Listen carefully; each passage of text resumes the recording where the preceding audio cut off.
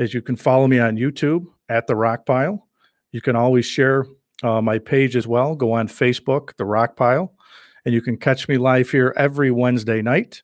I'll also have an interaction show, so if you want to put some comments in the comment box, I might pull up some live comments as we go. So the first guest I have tonight is a good friend of mine, and we've known each other for a long time. And he's sitting in the green room waiting his turn to come online. I told him he better bring his A game tonight. So let me bring him on now. Without further ado, let's bring in Mr. Pat Passalacqua. Let's get you on here in a minute here, Pat. Are we live? Yeah, let me get you on. I got to get my screen off. There you are. I can see you now. What's going on? How we doing? How are you? Well, I'm kind of laughing because I can't get you on my radio show on Saturday mornings, but all of a sudden I can get you on this show. Yeah, this is a little more convenient for me. But this is a little bit different for you, right?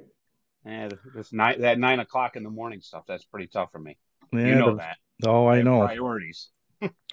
So I told you tonight, I said, you better make sure you bring the A game. And hopefully we'll get some people tonight that will give us a comment too. And I just got the post. It looks like we're up and going. We are live. So Pat, first, before we get into the big question of the night was, what was I going to post on my whiteboard? Now, I'm a guy, when I'm in my office here at work, I got whiteboards galore all over the place.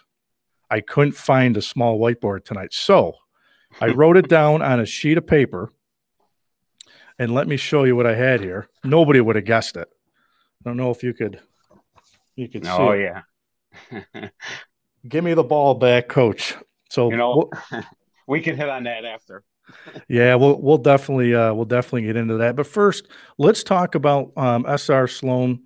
I had to do a little bit of research on there because I wasn't too familiar with the company. But talk to us a little bit about SR Sloan. Well, we've been around since the 60s, so over 60 years in business. We manufacture roof, floor trusses, wall panels, stairs. We deal with lumberyards, so we're a wholesale only company, and all your rough framing and structure, that's what we provide. Now, when I was doing some homework too, a family-owned company, is this the first time you've worked for a family-owned company before? No, I worked for Jetso Technologies, which was a private company, and within 3 months of working there, they sold to Fruit of the Loom, and then when I started at Orion Bus, they were even a small Bus Industries at the time, and then they turned around and they sold 3 different times after that. So this is the longest tenure I've been at one. Yes. Right. Yeah. And the family owned too. They've been in business for a long time, and like us here, we have actually. I had to furlough about 90% of our employees here at Bernie Bus, and it's tough, man. How's your place? Now we're still up and running. We provide the material for some of the essential construction that was like the project going on at the base. So we provide the material for that. So we're lucky enough to be deemed essential. We did cut back on office employees. We're all remote now, but production's up and running. We split into 2 shifts to try to reduce that social distancing thing that's going on. So, one of the things I was telling our people here that I think I've learned a little bit more is, and I've been talking on Saturday mornings with, technology, social media, the Zoom conferencing, what we're doing right now has gotten huge. Yeah. And, I think if anything, at least on my end, the communication here with our employees is going to be better when we come back than it's ever been. Yeah.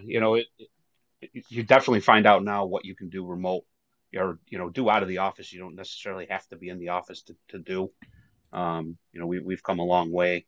Obviously there's some things now we sit there and say, oh, well, we should have had something in place for that, or we should have had something in place for this. But, overall it's worked out pretty well. I mean, we're busier than we've ever been, quoting wise, and, with some of the restrictions being lifted here shortly, we're getting the phone calls already. Well, how quick can we get this delivered? How quick can we get that delivered? So. Yeah, I was just putting up a post there. John Belk says, "What's up, Rock?" John, hey buddy, how's it going? Thanks for tuning in here tonight. And if you want to ask a question for Pat or I, feel free to put it in there. Now, Pat, I've never really asked you. You and I go way back. You've known me since. I mean, I'm not going to release my age, but we've It's been known a each long other for time. over 30 years. Yeah. You got into coaching when you got out of high school. You were actually coaching Pop Warner, but then you got into coaching with my dad and your dad a lot longer before than I did. Well, I let's see, when did I start coach? I think it was 20 years old when I started coaching Pop Warner at Northern Community up the Holland Patton Way. Um, and then after that, I mean, God, it was like 4 or 5 years at least coaching there, and then took a little bit of a break, got a different job. Then your father gave my father a call at when he got hired at Waterville, and gosh, what year was that? 2006, 5, 6, somewhere in that Yeah. that range. So now, a lot of people always ask me, the coaching's in our blood. You and I grew up with it. We played the game, and I was fortunate enough to play it in college. Yeah, you were good enough. Not all of us were good enough to play in Well, college. my career didn't really go the way I wanted it to go, but I wouldn't change anything that happened to me. But one of the questions I wanted to ask you is when you got into coaching with my dad and your dad, what do you think was the toughest part of coaching with my dad, and then later down the line coaching with me? What were some of the differences? Was it philosophies, the styles? What Um, I think, obviously philosophy. We've had the same. We used to sit in the meetings for how many years, and the philosophy was always about this, the same. But you got I don't know. It was different when you're helping out to when the kids are really looking at you for um, looking for guidance and stuff like that. When you and I took over at Sequoia, I mean, it's quite different than when we were at Waterville. Yeah, no, I would agree, and I think the hardest thing for me when I came back, and I'll never forget it, when I was a assistant with you guys at Waterville, and we had Coach Green and Coach Leonard and that crew there. I was still a young guy right out of college. I was fiery Yeah. and yelling and screaming, and with time, it's like that style when you yell like that, the kids don't take Yeah. to that like they used to. I was never a big yeller, that, right? Yeah, Wasn't a big talker and this and that, but just listening to your father, my father, even back when they were at Westmoreland. I mean, that was, you know, I, I was a little older than you guys, but I learned a lot just from watching them, and when we turned around and I could even them asking for me to help them was a huge step. I mean, yeah, Pop Warner's Pop Warner, but that was nice, and it taught me the ropes and what to do, what not to do. But stepping up to that high school level was, you can't compare. let me see if I can take some polls here. Rob says looks and sounds great. Thanks, Rob. I appreciate that. I'm free. Yeah. Jamie Smalden, Jamie Vodka out in Florida. Hi, Rocky. Hi, Jamie. Thanks for tuning in. And Pat, I think the other thing that was tough is, the places that we've been coaching, and I say this on my radio show all the time, is my dad doesn't get enough credit for what, the places that we've been weren't your traditional powerhouse programs, No. 8 or 9 athletes. I mean, we had good kids, right? Don't get us wrong, but they weren't the great athletes. They were good athletes. The only way I could say it is we went to the places no one else wanted to go to. And those are usually the jobs that are open. Yep. Right. Those are Yep. usually the jobs Especially that are for open. us that were non-teachers. Right. And I think that's what's been hard for you and I over the years. I mean, we would always say at our normal jobs is we're fortunate enough that, sometimes we probably sneak out, take calls from our cars and stuff. But Yep. we've been, at least I've been fortunate enough until the last maybe 2 or 3 years that we can leave at 3:00, 3:30 to get to practice. Yep. Yeah, and that's where I ran into when I started at SR Sloan was that exact thing. I couldn't sneak out. I couldn't do, we're a busy company. We had a lot going on. I couldn't do that. I had to step away from the full time. I still help today, Joe and them over at Sequoia, but not the same capacity as I used to. No, I know that's for sure.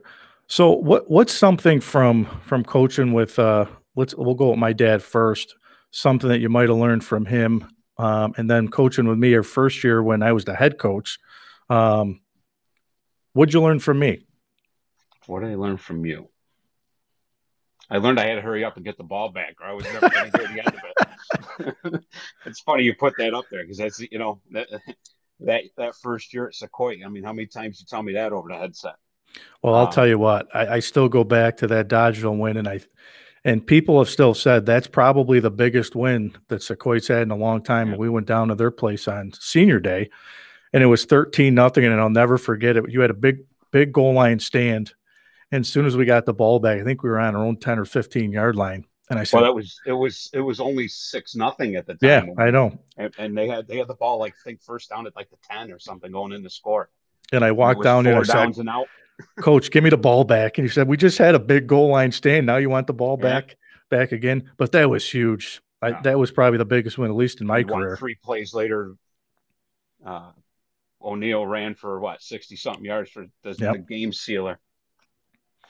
You know, we've had so many games, and I think the game at Waterville the year that we were down on the field, and he told Rice, he goes, "Go down on the field before the game and throw the ball." And the first play of the game, we ran that halfback toss pass for a touchdown, and that put us in the playoffs that year. Yep. My dad was always good at those trick plays. Yes. Yeah. He liked those trick plays. Right time. You know what though? I guess that's you asked me what was one of the things I learned from well, let's jump to your father. So, you know, I was, coming in, right? We're all hot and heavy. Everybody we're almost too enthusiastic, right? So I think I learned from him was to stay calm, make the right call. And he, I remember one time against Riskin, a different game against Riskin, he put us in the playoffs. It was 4th and 20. And he says, "All right, let's kick a field goal." Now we haven't kicked a field goal ever. No. I don't even remember. I don't even know if he kicked one in Westland. But the thing was, he called timeout, and I'm looking at him, and I think you were right down there with me. And I was on the headset. Were you up in the headset? Yeah, because my father and I were up there, and he said, "Let's kick a field goal." And I said, "What did he just say?" Yeah, I said, "Dad," I said, we either got to punt it, or we could throw it. He goes, "No, we're going to kick it." I said, "He hasn't made one all. We haven't even made an extra point, let alone a field goal." Yeah. And don't you think he boots it right through the upright? I don't think we've ever kicked another one. I don't think so either. But I think like I said with your father, I think it's just like you just said, he every once in a while in a big game, the spotlight's on us. We came through. I mean, we played Cooperstown that one year, and the guy from Cooperstown was leading rusher and 200 yards a game, and he comes out, we held him to 50 yards. I mean, how do you do that? Yeah, I think with my father, and I say this, if I had to go back, and you never know, someday hopefully we'll be able to do it again. I miss it like crazy. I'll tell you that. Is the moment was never too big for my dad. My dad never panicked with a tough call. Yep. But then exactly. I remember, I think it was, I don't know if it was the Clinton game, and I wish I can go back in time because it was a horrible call on my part. And I would ask my dad on the headset, "Dad, what do we do?" And he'd say, "Well, you're the head coach, make the call." Yeah. But then if we didn't get it on 4th down and 1 or whatever, he'd say, "Well, you should have did this." Should have done that. Yeah. But it was a learning experience. Now that I look back on it, he wanted me to make my own call because I was the head coach. Even my father, back in the, he helped me coach all the way up to I stopped coaching and full time in 2016. Same thing as your father though. When the spotlight's on, I mean, the story of. I mean, we always hear the story of his defenses and what his defense has done. But just to be calm, cool. I mean, that's the way they both were, and I always respected that and learned from that. Let's see who we got on from you. Oh boy, you're one hell of a motivator. I can tell you that. Zig Ziglar, right? Yeah. How many monsters we drink before games? Oh boy, I'll tell you, I'd be 2 or 3 deep before the kickoff. Well, let's see what we got on the poll here. We got Gina says, "Looking good, guys." Appreciate that. Yeah, better get that one. We got Brandy Smalden. She's down in Florida too. Hi, Brandy. Thanks for checking in. Oh, Pat, here's a good one for us here. I got Tyler Ray. Hope all is well for both of you. T. Ray, one of my favorites. Where's he down? North Carolina, South Carolina, somewhere down that way. He just came from Hawaii I over. don't know where he is. Yeah, he was And we stationed got, in Hawaii. He's in the military. let's see, we got Mr. Gatto, two great guys. Thank you. I appreciate that. Ronnie. Yep. Good kid. But yeah, so I think, to ask you this question, even on your dad, because I always talk about my father, what I've learned, what it was like to coach with my father. I mean, you were in the meeting rooms with us. We got heated sometimes down there. But I think when you put us all together, I always say it's like running a business, is I would take all you guys in a heartbeat, because we could fight, we could, get after each other. But when we got on that football field, we were all on the same page. The goals were always the same. Yeah. And it got pretty heated at times. Yeah, how many times do people walk out of the room on us or say, oh, you know what?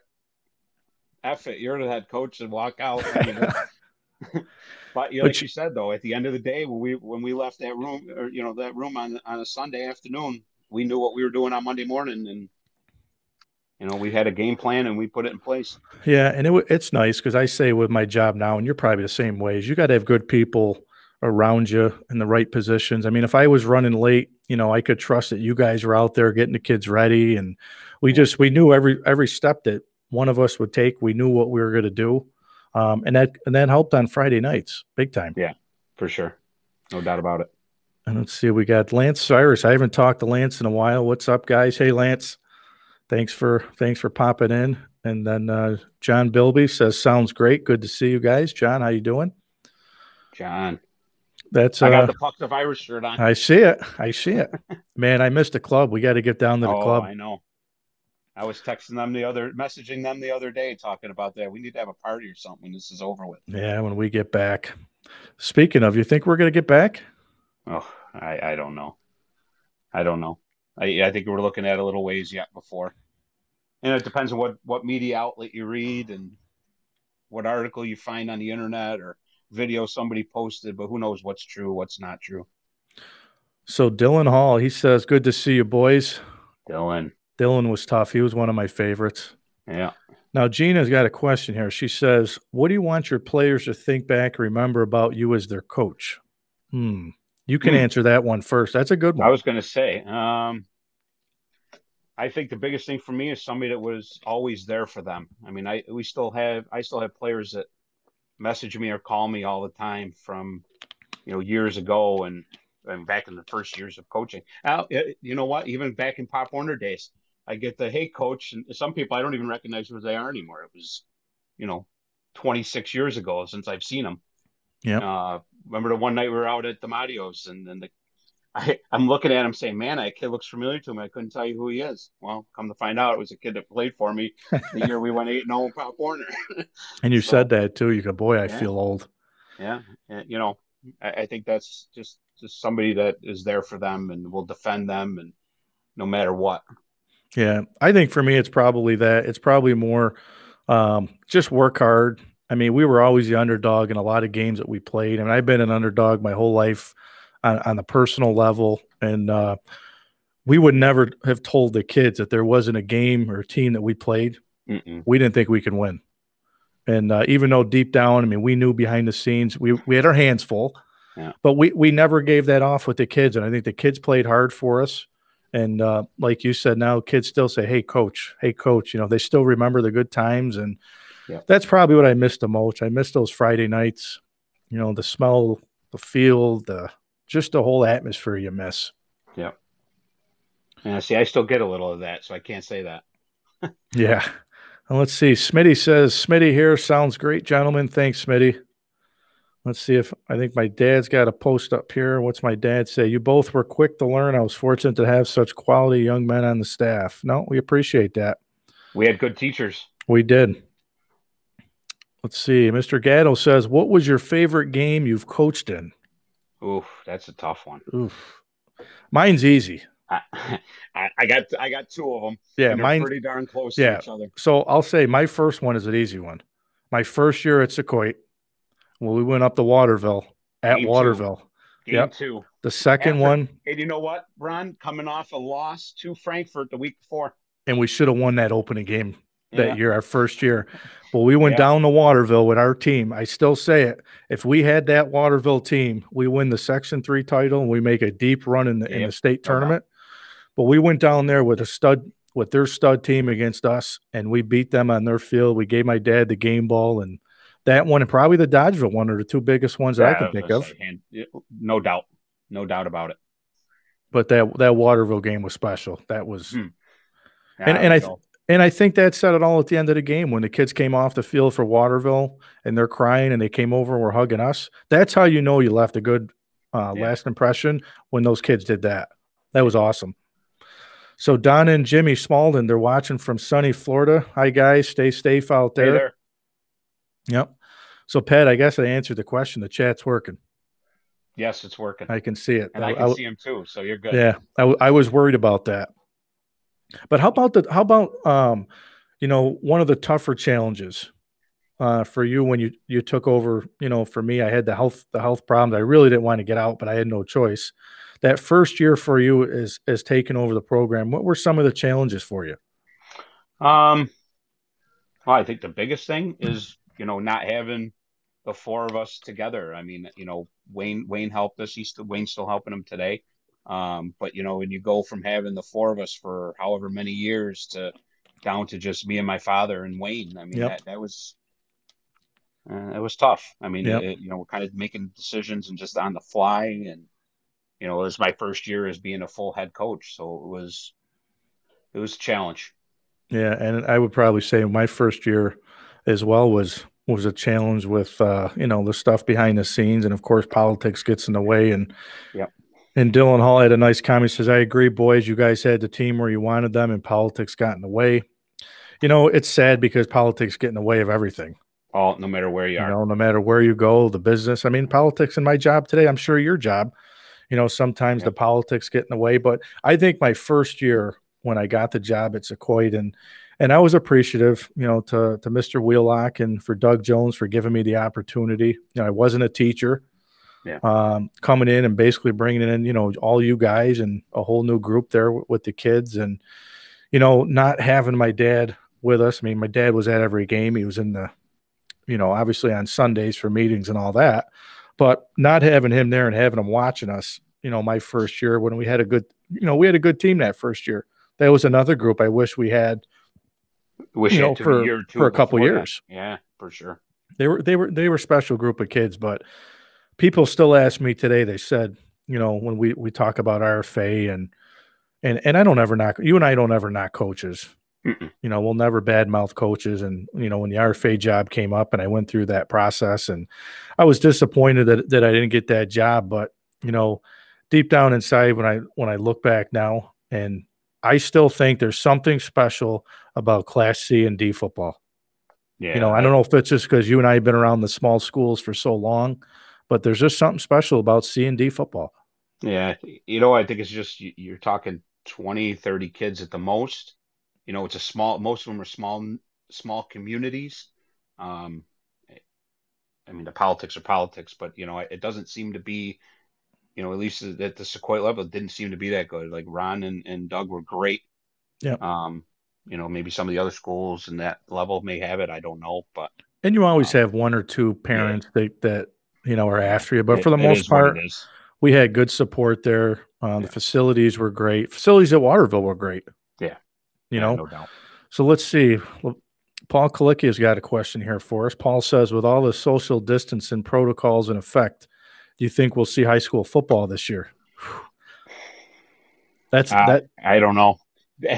Paul asked me again in July, because right now, if I had to say right now, I'd say no, we're not going to have football. Yeah, and I can't even believe to say that, but they were saying too with college football possibly pushing it back to January. Yeah. But I was talking about this last Saturday on the show, and people asked me about could you possibly play the big schools, Division I, like Michigan, Ohio State's? And I said, when you think about it, they put 100,000 people in the stands. The football programs at those big schools basically are your athletic department's budget. It's the smaller colleges that probably wouldn't survive without football because the budget is pretty much spread across the board. But for those big schools that cover the athletic department, I don't know how they do it. Yeah. Nah, I don't know. So I hope things get better.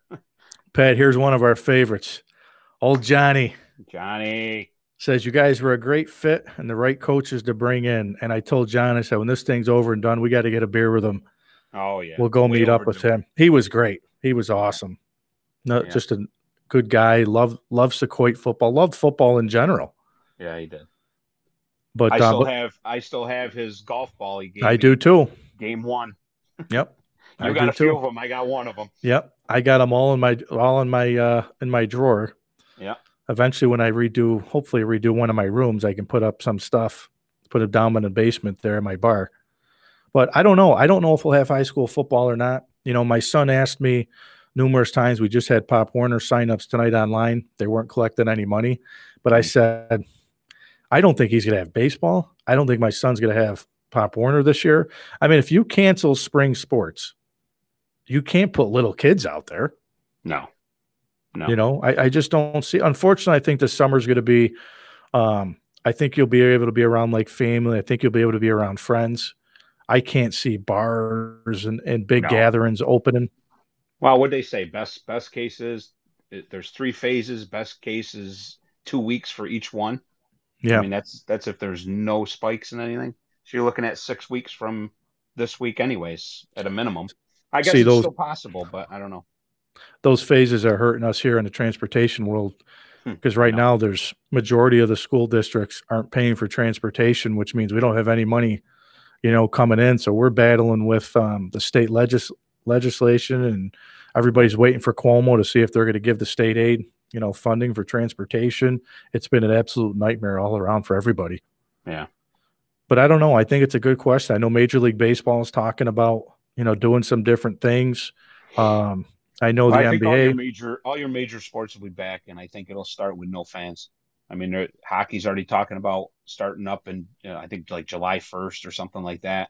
Baseball said that they're planning at the end of June to start. I don't know if they'll go through a training camp again or what. Who knows? But here, so I had on my radio show. Let me see, Mr. Potter.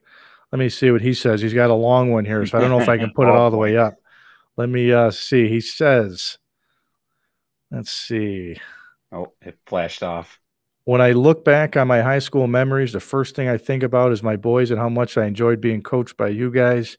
Great guys that not only understood the game, but also knew how to be good to players while teaching us life lessons through the game we love. The best. So cool to see you guys as a team. Potter, he was one of our best. Oh, yeah. Potter he made some big catches, boy, didn't he? Sure did. I wish he lifted weights back then like he does now. I know, right? That's what happens with all these guys, right? Yeah. They graduate. Next thing you know, they're big, they're bulky.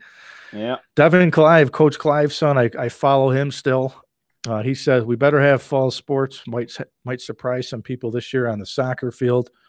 And I've kept in touch with him since I've left. And you and I always said his father, Coach Clive, was so good. Fantastic. Was so good to me my first year. And a little funny story with Coach Clive when I was going through the interview process, it was him and a couple teachers were in there, and Coach Jones is in there and Coach Wheelock. And when I got the job, the very first practice, I went out there and Coach Clive was on the field, and he walked over to me. You know how we used to share the field sometimes.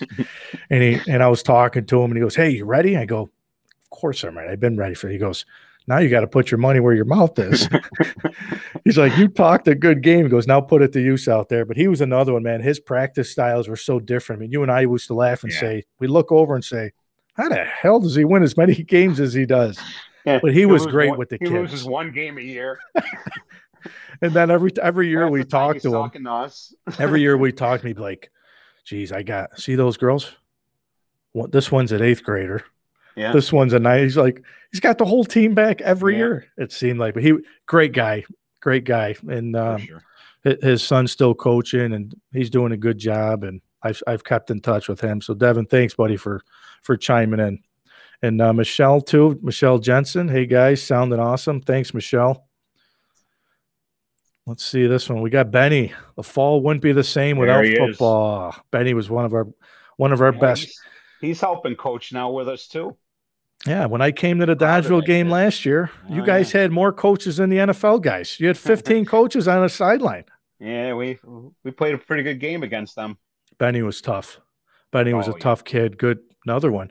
You We know, probably put I Benny and I have had a conversation last year. He always asks who's the best linebacker you guys ever coached? And I'm like, oh boy. I mean, boy, I'll obviously tell when you. he asked me, my first response was Matt Wheelock. But you know what? I got to put him right up there with the Wheelocks with the You know, we've tried to do this numerous times. Just put together our all-star team with Waterville and Sequoia kids. yeah. I'll tell you what. Say what you want. I mean, Matt Wheelock was the best inside linebacker, Yeah. period. And we Hands probably down. had him out of position because we probably should have put him at outside linebacker Well, remember in the when All-Star game. we coached the All-Star game, he played outside linebacker, he was the best on the field. But I'll tell you who was good.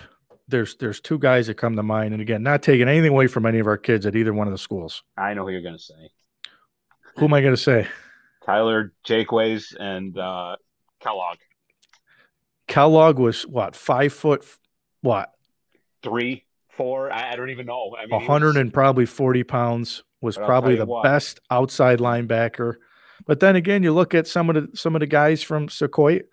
Vos was tough. Connor O'Neill was tough. Yep. Benny was one of the best we had. And my man Rice too, over at Waterville. Yep. We coached him in that All-Star game. He was in the backfield every time before the ball was even to the quarterback. But no, they were good kids. Benny was a good kid. That, you know, he had the injury, unfortunately. He came back his senior year and just dominated. And then I'm thinking too, is you forget Garth Curtis. Yeah. From Waterville. He had an unfortunate injury. Oh, that was still one of the worst injuries I've seen. Yeah, no doubt.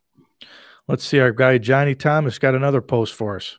I couldn't imagine a fall without high school football. Benny was the hardest hitting and toughest kid for sure, and one of my favorites. You got that right. Yep. He was definitely one of the hardest hitting kids, that's for sure. But you know what's been special, though, to see these guys is to see them when they first came to us, because at the small schools at the time, no JV programs.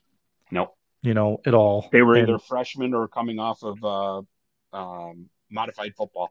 Yep. But to see these kids grow up, you know, along the way from 8th grade, 9th grade, you know, all the way up through, we really didn't have many bad kids. You know what I mean? No. All the kids, when we went every place, they'd say, wow, this kid's a troublemaker. Yeah, we never had that. We heard that year one, remember? Yeah, I mean, we never had that. Yeah. Let's see. My wife's got a comment on here. Let's see what she says. I can only imagine. Glory days. How about you give your sister a shout out? You know what? I was going to say, it's funny she says that, because when we were talking about,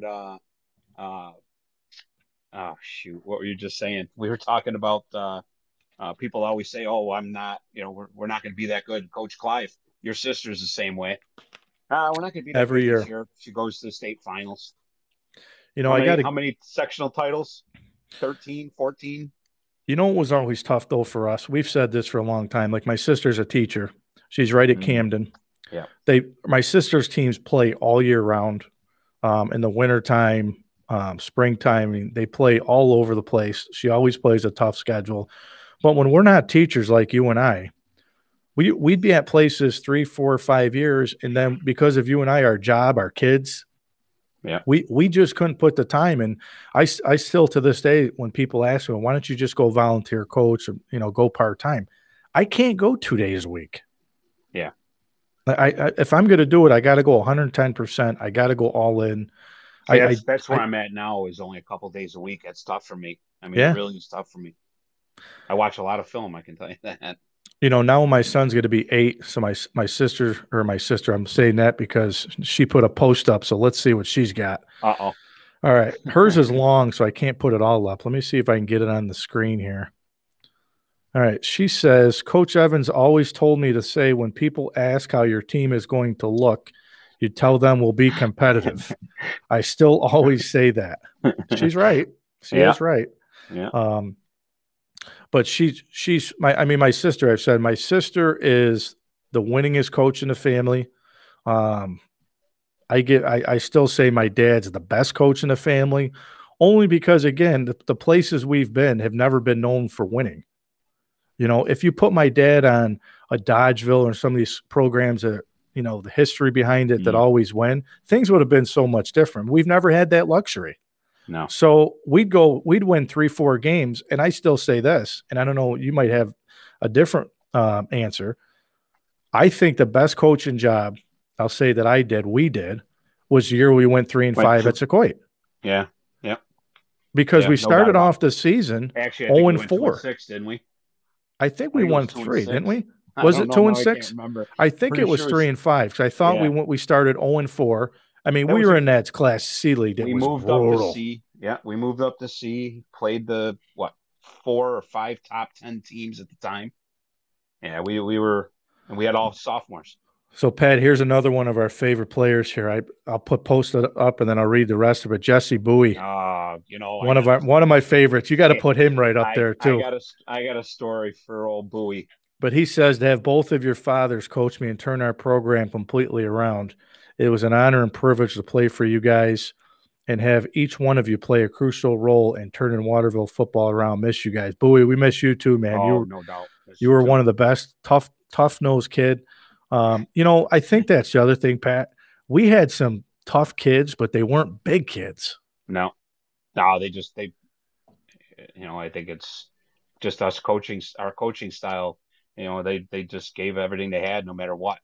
I mean, again, we'd go to that Utica college camp and play some of the big boys. And I never forget the one year, we were going up against Rome, Proctor, and our kids, we held our own. I mean, we were moving the football and just how about that? Was that this year that we looked around and the entire camp stopped and was watching us play against them? Yep. I mean, that was year before we left Waterville. Yeah. Was that? Yeah. This quick story about Bowie. Remember a game against Hamilton? Oh, jeepers. It was that night. He comes out, right? He gets hurt, comes off the field. He's got a broken collarbone. So he comes up to me at halftime and goes, "Coach, can we tape this or something so I can get back in and play?" I'm like, "No, bud, you're done. No, you're done. You got a broken collarbone. You can't play anymore." Wow, I can tape it. I don't feel bad. No. So just again shows you that toughness. I know. So to give everything for us. If you could go back in time to your coaching days, is there a time that stands out to you where you say, I wish I would have did it different? I know we all have the play calling where we say, I wish I would have ran this play, that play. But is there a moment you say, God, I wish I would have did it different? No, I don't think so. I mean, other than going back and changing plays or, that Weedsport game when our first year at Sequoia, I wish we could have played that again. But no, I think, I wouldn't trade anything that my Pop Warner days to even days with you and your father and my father. There's no way. Yeah, no, I wouldn't trade any of that and do anything different. The only thing I always say, and you and I always have talked about this, and I don't know if I'll coach again. My son's 8. I'll follow him up. I put in the coach this year if there's Pop Warner. He'd be on the 7 and 8-year-old tackle team first time. Oh boy! But I think you and I always say is I wish we would have won one with your dad, my dad, and the 4 of us. I would have loved to win a sectional title. And I think that team at Waterville, I think we would have had that shot. And I still say the first year at Sequoia, we get by West Canada. Yeah. I think we cruise, to the dome. We got thrown in at the Sequoia at the last minute. Yeah. I mean, we got there 2 weeks before the Utica college camp. I mean, the kids there were fantastic. I mean, we had 15, 18 kids at every Sunday workout, putting in defense and the offense just to prepare for the season. And if we had them a year or so before. My dad said Jesse Bowie caught the 2-point pass against Mohawk. That was actually my first game back from college. Yep. And it was the bootleg. Yep. It was the boot. There was another one. I'm like, what the heck is my dad running that play for? Yeah. Let's see. My sister's got a long post. She says, the biggest thing I've learned about coaching from watching Dad all those years is to have a successful program. You have to build a relationship with your players. If they trust you, they'll perform for you. It doesn't matter what kind of resume you have.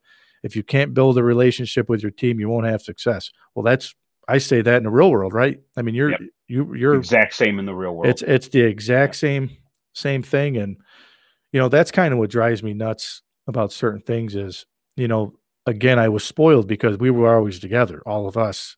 When you have a good supporting cast and you're all on the same page, and I think that's why when you go places, even in college, the head coach usually brings his own staff with him. It's not that you don't like those other coaches or they don't know the game as well as you do. It's just coming into a new program where you know everybody, and you're comfortable with the people around you. It's just a no-brainer, and the kids can see that. Yeah, definitely. But no, Devin Clive says very true, and John Thomas says you definitely deserve the title. I wish we would have had it that year. I'm a firm believer to say this. If we would have stayed long enough, you and I have said I would have never left Waterville. No, I liked it there, but I would have never left Sequoia if I didn't have the health issues and then the job. Unfortunately, absolutely.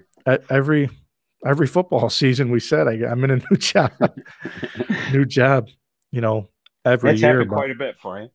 Yeah, what are you gonna do, right? Life takes curveballs. Do you know, on a different topic, do you know Ryan Minako? I don't.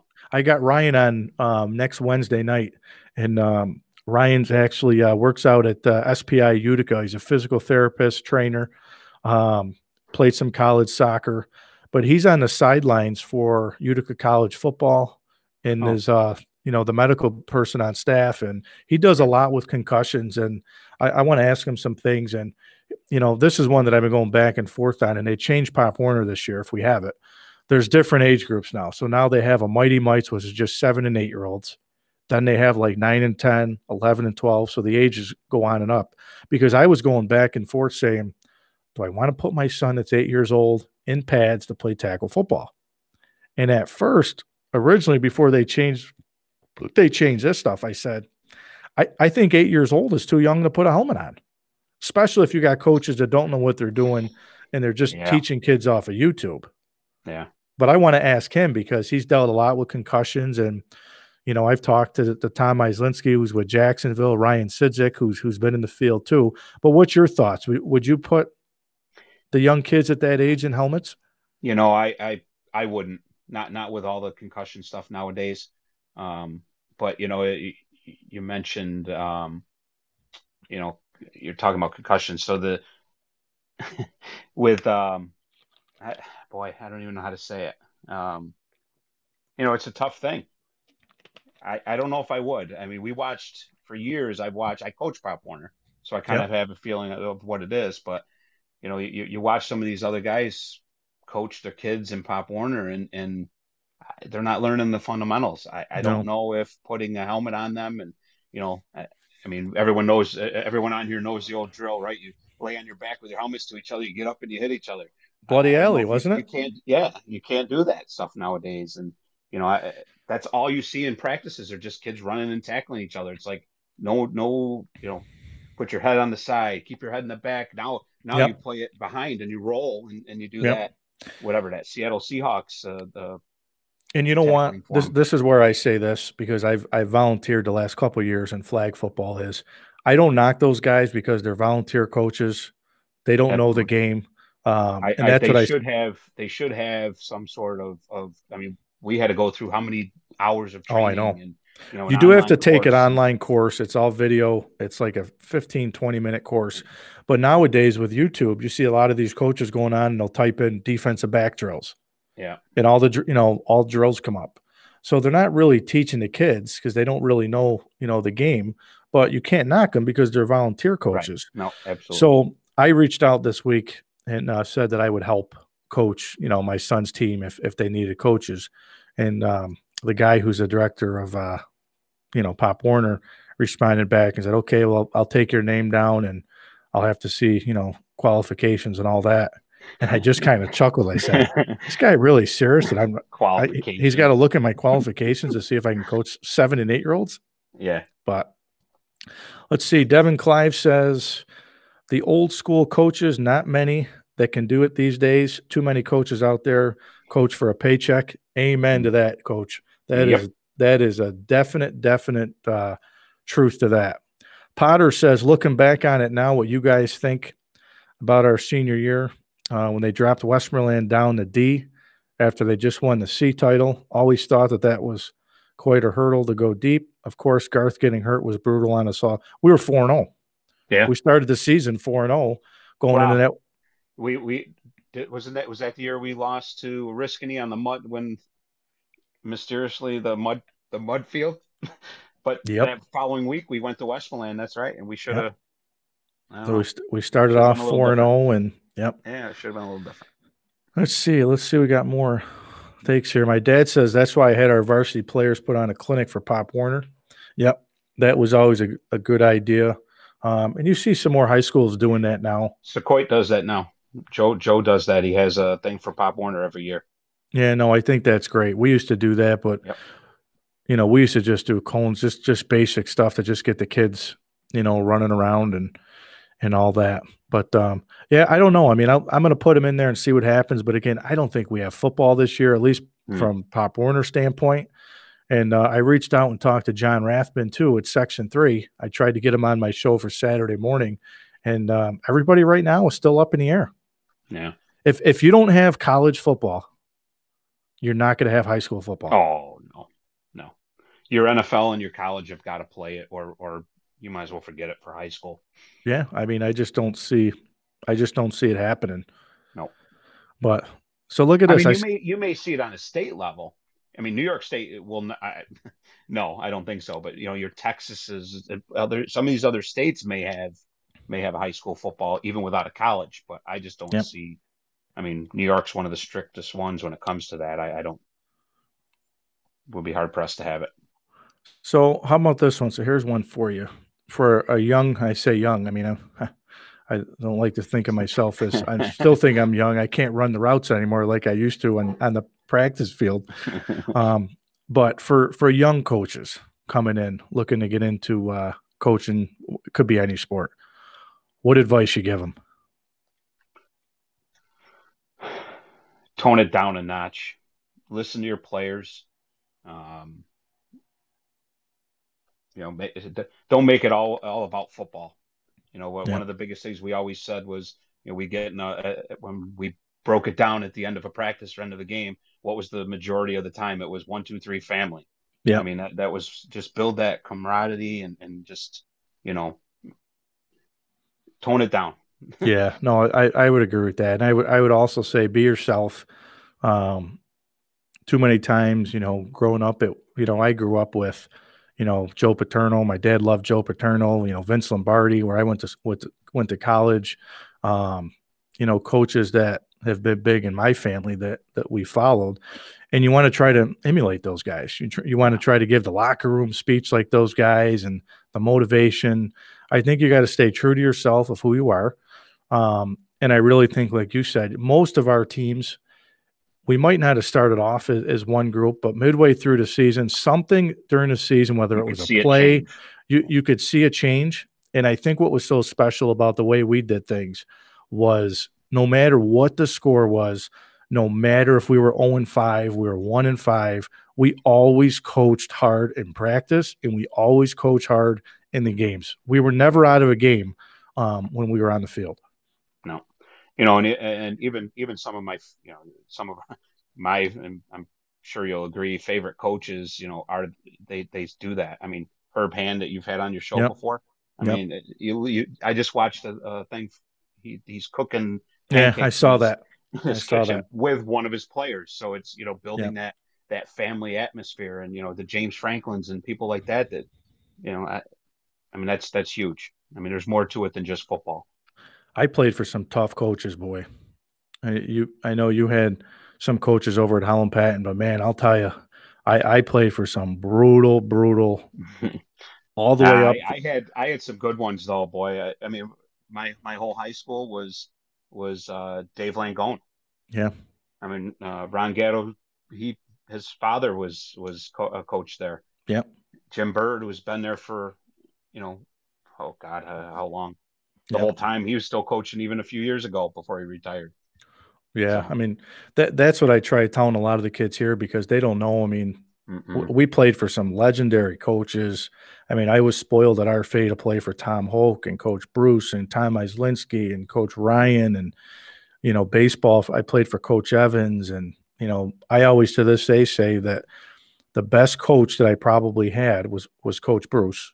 Coach Bruce was the varsity boys basketball coach for a while, and then Coach Evans took over, and Coach Bruce went to JVs, and then he went down to the 7th and 8th grade, and those guys were just in your face coaches. Would grab you by the face mask, but you respected them because they were good coaches.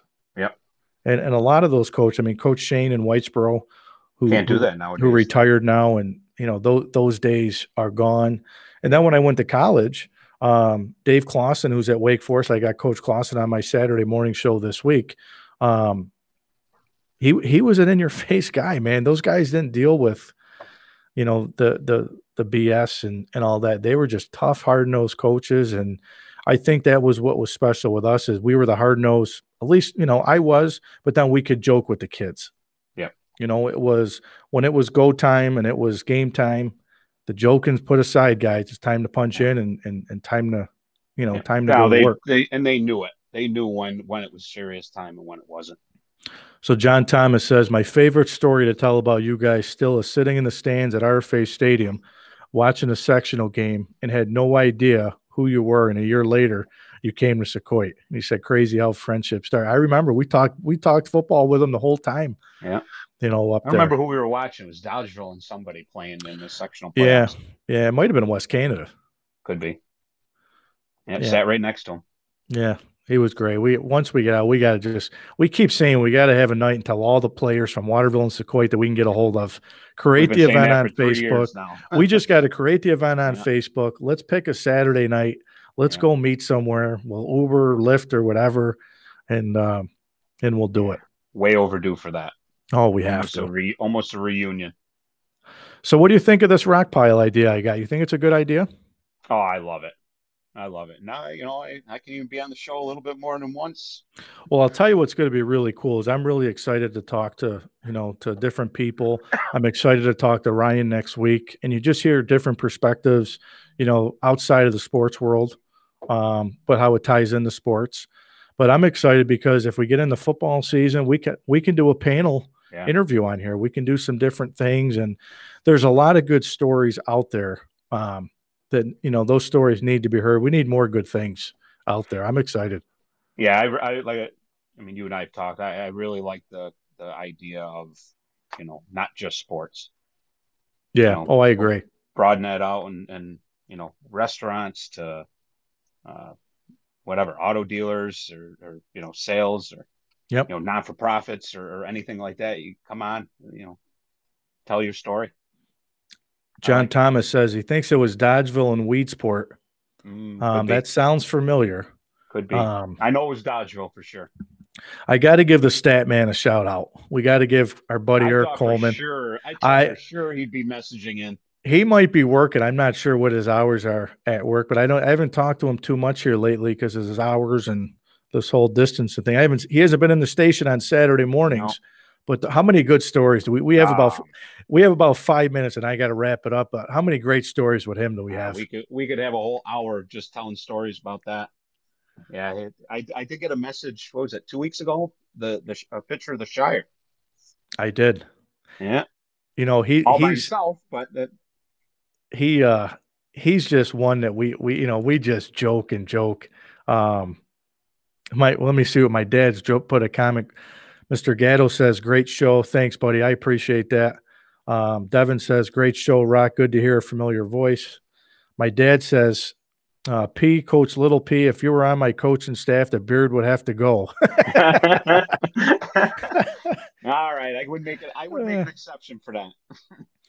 Yeah, we went over to my brother-in-law's, my sister's house because you got Victoria as a senior too. Yep. And my mom had one of those signs made, picture senior year, and we put it on the lawn and we took a picture. My mom made cake, and Mike comes out, and I haven't seen Mike. Mike comes out, he's got a mustache, and I'm dying laughing. He's got like a little porn stash going on. I was going to say funny. A little porn stash. Let's see what Potter says. I can take probably a couple more on here, and then I got to wrap things up.